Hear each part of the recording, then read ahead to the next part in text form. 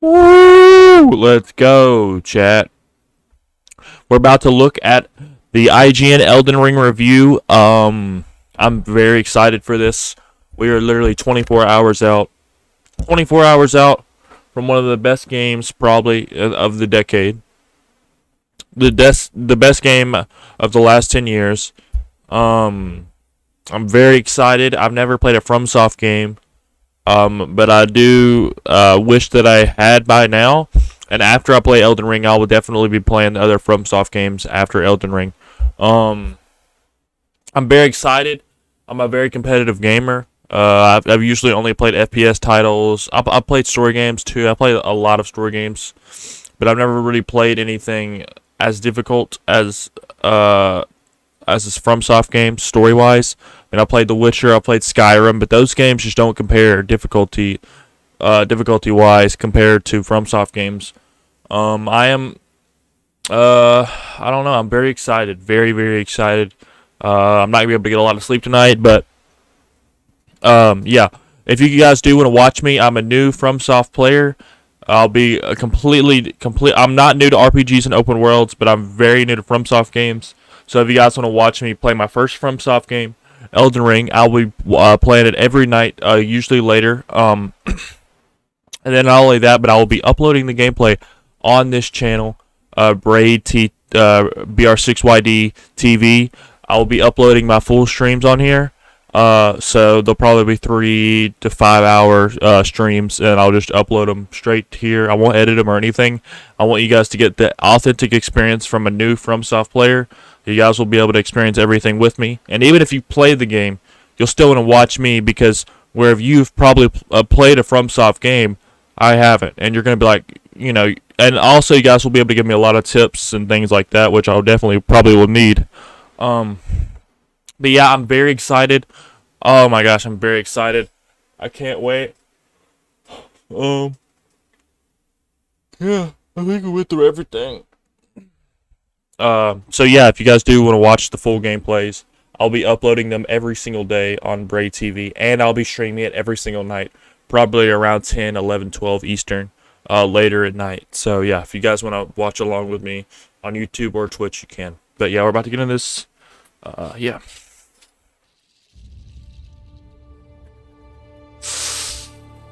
Let's go. In the 87 hours that it took me to beat Elden Ring, I was put through It took him 87 hours to beat this. What the fuck? an absolute ringer of emotion. A fair amount of sorrow for the hundreds of thousands of lost EXP stolen by some of the toughest boss encounters FromSoftware has ever conceived. A lot of anger, especially at these assholes. Ooh, I hate these guys. And exhilaration from finally getting through that battle that I had been stuck I'm so ready to rage. Oh my god. on for an hour. But more than anything else, I was in near constant awe from the many absolutely jaw-dropping vistas, by the sheer scope of an absolutely This enormous looks world, amazing. by the frequently harrowing enemies, and by the way in which Elden Ring nearly always found a way to reward my curiosity with either an interesting encounter, That's a big ass bear, bro. Scratching a tree. reward, or something even greater.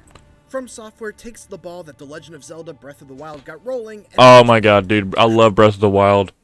I think he said it took him 87 hours to beat the game. And not only that, but IGN, as far as like gameplay wise, they do sometimes rush their reviews to get them out, and they rush their games. So I would expect the average player who thoroughly enjoys FromSoft games and wants to play a lot of the game will be able to get 100 hours out of the game. That's what a lot of people have been saying. But yeah, dude, this is gonna be fucking awesome, dude. Oh my god. creating a fascinating and dense open world about freedom and exploration above all else, while also somehow managing to seamlessly weave a full-on Dark Souls game into the middle of it. It shouldn't be a surprise to anyone that Elden Ring ended up as one of the most unforgettable gaming experiences I've ever had. He's ever had. Let's go, dude. And dude, the soundtrack is fucking goosebumps, bro. Come on now. The English die flame. I've heard that so many times. To set the stage, all you know from the outset is that you play as a tarnished of no renown, blessed by grace, and are compelled to make the journey to the lands between and become an Elden Lord. What that actually means, how one might go about doing that, and what the deal is with that giant glowing golden tree are all things that you have to discover for yourself. Like other FromSoft games, the grand story is hard to fully digest on a first playthrough, but it's a story that I nonetheless enjoyed trying to piece together for myself. Okay. It ended up being the organic side stories that kept me most enthralled rather than the overarching plot. The fact that they have side quests in this game is awesome. I hope that I mean I don't expect big ass fucking cities, but I do hope that like the NPCs are fleshed out. Dialogue options. I don't know if they have dialogue options in this game, but I hope the side quests are not run and fetch this, run and fetch that, run and kill this guy for money, etc., or whatever the currency they have in this game. I want the side quests to be fleshed out, and hopefully they are. Hopefully he expands on it here.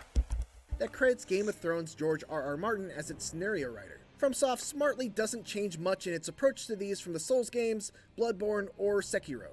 You'll just naturally meet characters as you explore and discover the world and become involved in their problems. There are no exclamation point markers on the map, no waypoints to guide you to them. Yep. And these characters don't always flag you down or initially want or need anything from you. They're just people with their own agendas and goals. Cool. Whose stories are impacted based on your own actions or inactions. That was actually kind of refreshing in an open world as vast as this one.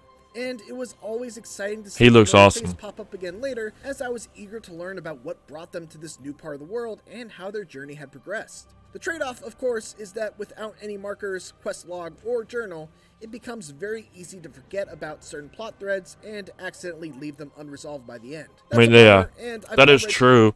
But if you don't have a quest log or things like that, and you actually miss stuff, doesn't that mean that when you play your second playthrough, you're going to experience things that you completely missed your first playthrough? I feel like your second playthrough, if you haven't had a quest log and you didn't complete everything and you play it again, you're going to experience things that you didn't before. So I think that helps the replay value out, and I kind of disagree with this guy. I already felt regret about missing out on stories that some of my colleagues have had, but for me it was worth it, because even after 87 hours, I never once felt the open world fatigue that usually sets in when my brain gets overloaded by a map absolutely full of unresolved side quest markers. Besides, any missed quests give me extra incentive to continue on to New Game Plus. Freedom is the word that every aspect of Elden Ring's design connects back to. From the moment you set foot in Limgrave, the first of many interconnected regions of the Lands Between, you are completely free to go wherever you want. And sure, that's far from a new concept in an open world game, but the way it's handled here is truly extraordinary. The world looks awesome. And dude, the tree sentinel, I'm killing his ass. The first shit, I'm killing his ass. Into every mini dungeon, fighting every boss, discovering every NPC, and leveling yourself up to better prepare for what's next. Alternatively, you could follow the map looks awesome, guiding you toward the main path and the first major dungeon. Or you could find a hidden path to a new region that's meant for higher levels and completely bypass the first major dungeon entirely. Okay. Maybe even steal yourself a cool weapon early while you're there. Again, this is not unprecedented, but a few things set Elden Ring apart from games like Skyrim that provide a similar I love Skyrim. For one, Elden Ring doesn't scale enemy levels to your own at all. Okay. So jumping into a later region means you're always dealing with stronger enemies. Okay. Making the risk-reward prospect of doing so very real. But perhaps more notably, the way its different areas are connected makes finding these new ones more than a simple matter of choosing a direction and heading towards it. Limgrave is designed very specifically. Dude, like, it's so vertical. Like, it's so, like, there's so many, like, vertical areas. Like, it's not completely flat. Like, Skyrim, besides the mountains, which you can't even climb, you can climb if you force yourself. It's so, like, it's so vertical. And also, I've seen parts of the other maps, too, and the other parts of the maps are even crazier than this. They're, like, the mountains are fucking huge. Like, it's crazy looking. Oh my god, I can't wait. That takes you through Stormvale Castle, and finding a way around that feels like you've truly discovered a hidden passage or alternate route, which is a super cool feeling not present in most open world games I've explored. You also have more freedom in how you approach combat than any previous FromSoft game, thanks to a bunch of familiar new systems that are used in interesting ways here. You can crouch walk and use stealth to avoid detection, or more easily sneak up for a backstab. You can fight on horseback, you can craft items on the fly, you can summon a huge variety of creatures to fight for you. Oh yeah, dude, I'm definitely gonna have the summoning. You can equip Ashes of War to your weapons and completely change their affinity and skill. The most important Woo! philosophy, though, Dragons. is the freedom to just walk away and do something else when you hit a wall. Elden Ring is hard, which is to be expected from a FromSoft game, but its difficulty surprised me, even as a veteran of the Souls-like genre. I hit I'm glad that since the enemies will be very difficult and the bosses will be very difficult, I'm glad that you'll be able to decide to say, fuck this. I'm going to come back when I'm stronger and go do something else. And then when you come back and you're stronger, you'll be able to beat the boss. I'm definitely happy about that. Because I know with the other FromSoft games, they're kind of linear. So whenever you get to a boss, you have to go through the boss. I'm pretty sure. I think so. multiple points, even all the way up to the moment I reached the very last boss, where I had unlocked paths to several bosses and simply could not make headway on any of them. But even though I hit dead ends on those paths, there was always somewhere else I can go. Good. A region I hadn't thoroughly explored, an NPC quest that I had set aside for later, a light of grace indicator that I had not yet followed. There was never a point in Elden Ring where I was at a complete loss of what to do, and every time I explored those other regions and followed those alternate paths, I would find new gear and items, level up my stats, or learn new spells or skills that would eventually give me the extra edge I needed to power through a boss that had given me problems.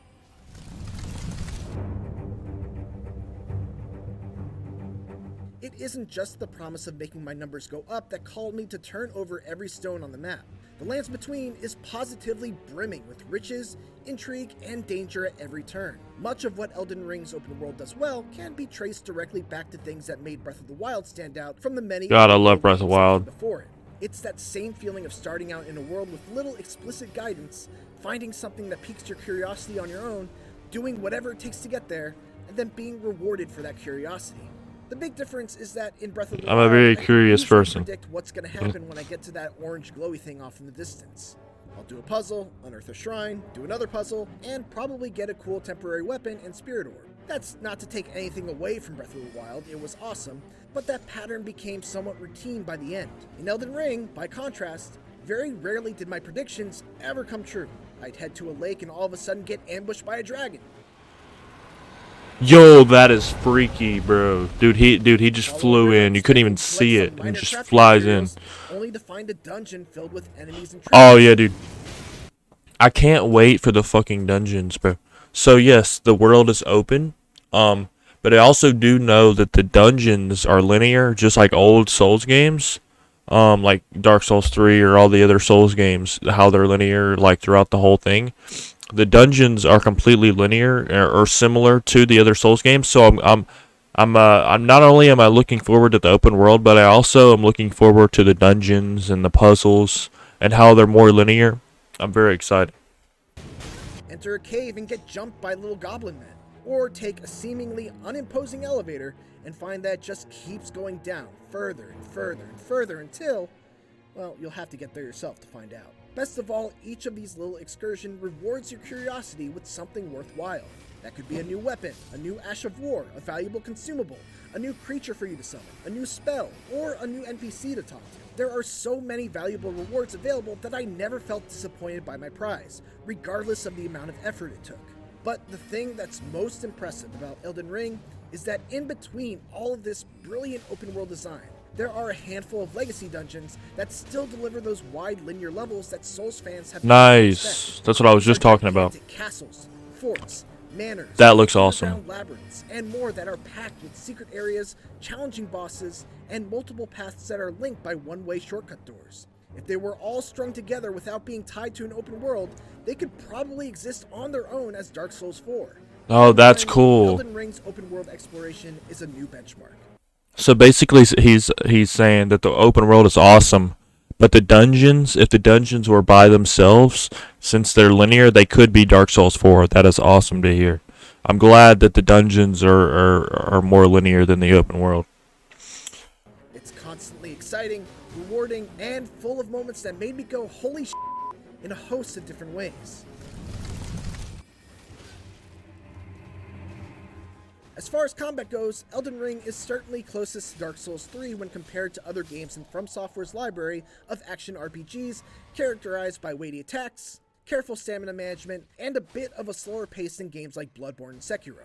The two big new additions are the ability to use a guard counter by blocking an attack with your shield and then immediately pressing the strong attack button to follow up with a crushing strike that can leave weaker enemies in a crumpled state, and a jump attack that gives melee wielders a new type of heavy attack that can also be used to stun enemies and leave them open for a critical hit. They're both great additions that offer melee classes fun new tools, but for the most part, FromSoftware has certainly adopted a if it ain't broke, don't fix it approach.